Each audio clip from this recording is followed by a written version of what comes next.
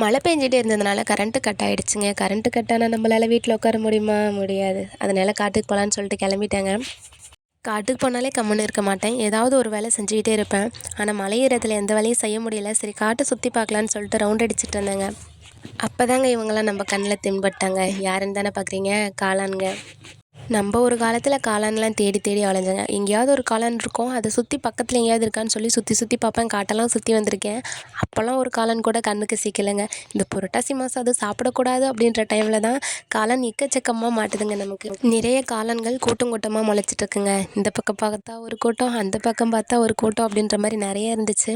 சரி சுற்றி சுற்றி இருக்கான்னு சொல்லி பார்க்கலாம் நானும் ஒரு நடந்தேங்க. ஆனால் எங்கே பார்த்தாலும் கூட்டம் கூட்டமாக நிறைய இருந்து என்ன பண்ணுறது, சாப்பிட முடியாமல் போச்சு. கை கெட்டினது வாய் கெட்டலையே அப்படின்ற மாதிரி தானேங்க நடந்துருச்சு.